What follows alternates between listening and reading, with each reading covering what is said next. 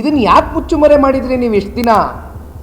ಕೋರ್ಟ್ಗೆ ಹೋಗಿ PIL ಹಾಕಿ ಆ PIL ಮೂಲಕ ಈ ದಾಖಲಾತಿಗಳನ್ನ ನಾವು ತೊಗೊಂಡು ಬರಬೇಕು 7 ತಿಂಗಳ ಕಾಲ ಕಾದು ಅಂದರೆ ಏನಿತ್ತು ಅಂಥದ್ದು? ಏನಿತ್ತು ಈ ಡಾಕ್ಯುಮೆಂಟೇಷನಲ್ಲಿ? ಯಾಕೆಂದರೆ ನಿಮ್ಮ ಲೋಪದೋಷಗಳಿತ್ತು, ಸರ್ಕಾರದ ಲೋಪದೋಷಗಳನ್ನ, ನಿಮ್ಮ ತಪ್ಪುಗಳನ್ನ ನೀವು ಮುಚ್ಚಾಕೊಳ್ಳೋದಕ್ಕೋಸ್ಕರ, ಕೇಂದ್ರ ಸರ್ಕಾರದ ಮೇಲೆ ಗೂಬೆ ಕೂರಿಸ್ಲಿಕ್ಕೋಸ್ಕರ ನೀವು ಮಾಡಿರ್ತಕ್ಕಂಥ ವ್ಯವಸ್ಥಿತವಾದಂಥ ಪಿತೂರಿ ಇದು.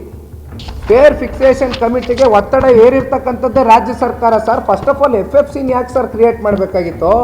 ಈಗ ಫೇರ್ ಪ್ರೈಸ್ನ ಜಾಸ್ತಿ ಮಾಡೋದಕ್ಕೋಸ್ಕರ ಅಲ್ವಾ FFC ಮಾಡಿರೋದು? FFCನೇ ಮಾಡಬಾರ್ದಾಗಿತ್ತು. FFC ಯಾಕೆ ಮಾಡಿದ್ರಿ? ನಿಮ್ಮ ಉದ್ದೇಶ ಏನು? ನಿಮ್ಮ ಉದ್ದೇಶ ಒಳ್ಳೆಯದಾಗಿದ್ದರೆ, ಗ್ರಾಹಕನ ಮೇಲೆ ಹೊರೆ ಏರಿಸಬಾರ್ದು ಅನ್ನೋದಾಗಿದ್ದರೆ, ಈ ಪರ್ಸೆಂಟೇಜ್ ಹೈಕ್ನ ಇವತ್ತೇನು ಪ್ರತಿ ವರ್ಷ ಮಾಡಿಕೊಂಡು ಪ್ರತಿಯೊಬ್ಬರು ಜೇಬಿಗೆ ಕತ್ರಿ ಹಾಕಬೇಕು ಅಂತ ತೀರ್ಮಾನ ಮಾಡ್ಕೊಂಡಿದ್ದೀರಿ, ಮಾಡಬಾರ್ದು ಅನ್ನಿದ್ರೆ FFCನ ಯಾಕೆ ಇಂಟ್ರೊಡ್ಯೂಸ್ ಮಾಡಿದ್ರಿ? Why did you constitute this committee?